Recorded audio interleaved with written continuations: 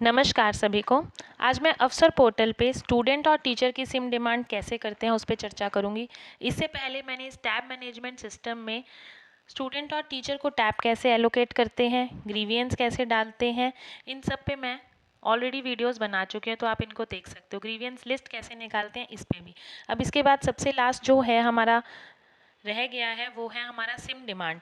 Teacher और student की SIM को कैसे डिमांड करते हैं, तो सिंपली हम सबसे पहले देख लेते हैं उसकी स्टूडेंट सिम डिमांड कैसे करते हैं। हम इस पर क्लिक करेंगे। जब हम इस पर क्लिक करेंगे हमें सबसे पहले 3 ऑप्शन मिलेंगे। क्लास को सेलेक्ट करना है, सेक्शन को सेलेक्ट करना है और स्टेटस को सेलेक्ट करना है। हम सिंपली क्लास सेलेक्ट कर लेंगे। सपोज मैंने 10th कर ली। उसके बाद सेक्शन में मैं ऑल सेक्शन ही रखूँगी। ए और बी ऐसे अदर ऑप्शंस मिलेंगे, मैं ऑल सेक्शन रखूँगी। स्टेटस में ऑल स्टेटस रखूँगी। इसमें भी हमें बहुत सारे मिलते हैं कि पेंडिंग एट स्कूल, अगर मुझे सिर्फ देखने हैं जिस स्कूल की तरफ से जहाँ आपने अभी तक डिमांड नहीं भेजी है। पेंडिंग एट वेंडर, स्कूल से आपने डिमांड भेज दी है पर वेंडर ने उसको अभी तक दिया नहीं है। इन प्रोग्रेस, काम चल रहा है इस पर, रिजेक्टेड, किसी कारणवश रिजेक्ट कर दिया गया है। उसके बाद आप इसको सिंपली गेट स्टूडेंट करते हैं। तो गेट स्टूडेंट करने के बाद आपको SRN नंबर भी मिलता है, ये भी एक ऑप्शन है, इसको आप दे सकते हो। अगर आपको स्पेसिफिक किसी बच्चे को सेलेक्ट करना है तो आप SRN नंबर भी यहाँ डालकर सिर्फ उस बच्चे का डिटेल देख सकते हो।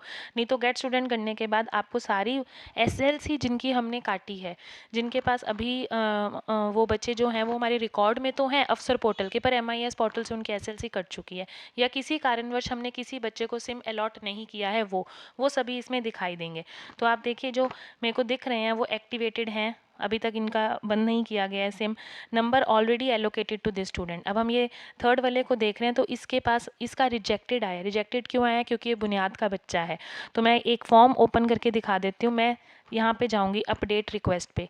जब अपडेट रिक्वेस्ट पे हम क्लिक करते हैं तो ऐसा एक फॉर्म मिलता है हमें। इस फॉर्म को आपने फिल करना होता है सिम की रिक्वेस्ट करने के लिए। इस फॉर्म में देखिए सबसे पहले सैल्यूटेशन है, मतलब मिस्टर मिस क्या है, फर्स्ट नेम है बच्चे का, उसके बाद गार्डियन का लास्ट नेम है, आधार कार्ड, जो भी आप आइडेंटिटी प्रूफ देना चाहें। बहुत सारे ऑप्शंस हैं, आधार कार्ड है, पासपोर्ट है, ड्राइविंग लाइसेंस है, आम लाइसेंस है, election commission ID, ration card.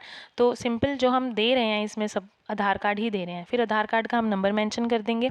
फिर आधार कार्ड का हम नेक्स्ट हम गार्डियन का एड्रेस डॉक्यूमेंट डालेंगे, गार्डियन जो पेरेंट्स या गार्डियन चल रहे हैं।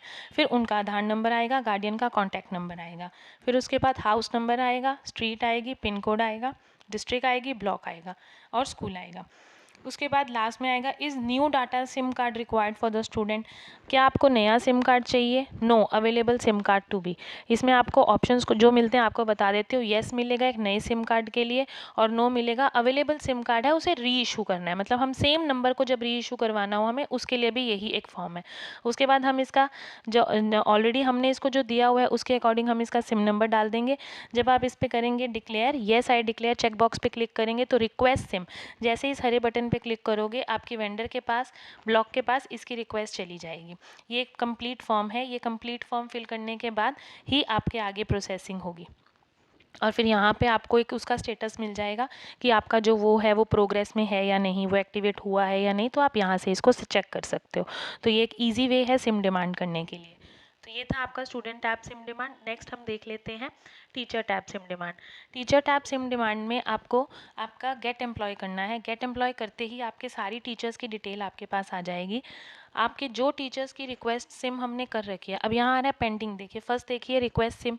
रिक्वेस्ट सिम का मतलब है हमने सिम की रिक्वेस्ट कर रखी है, हमने इनकी डिटेल्स नहीं फिल की है, इसलिए पेंडिंग एट स्कूल आ रहा है। अब हम इनकी डिटेल सारी फिल कर देंगे, सेम वही है जैसे बच्चों की थी, बस इसमें जो टैब्स हैं वो कम है क्योंकि हमें पेरेंट्स की इन्फॉर्मेशन नहीं चाहिए। ये सब फॉर्म फिल करने के बाद हम जब यहाँ पे करेंगे रिक्वेस्ट न्यू सिम, तो न्यू सिम की रिक्वेस्ट हमारे स्कूल लेवल पे पेंडिंग है, सिम ऑलरेडी इनके आ चुके हैं। तो ये सारे हम डिक्लेयर कर देंगे। जिन जिन को मिल चुके हैं देखिए उनका आ रहा है already number, already allocated to this teacher, उनके नंबर्स आ रहे हैं और उनकी ID आ रही है। जो टीचर्स हैं उनके एम्प्लॉय ID से और नंबर से ही आगे की कार्रवाई होती है। तो ऐसे ही आप अपने सिम्स की रिक्वेस्ट कर सकते हो और इस लिस्ट के थ्रू आप इनको चेक भी कर सकते हो। तो उम्मीद और आशा है कि ये इन्फॉर्मेशन आपके काम आएगी। धन्यवाद।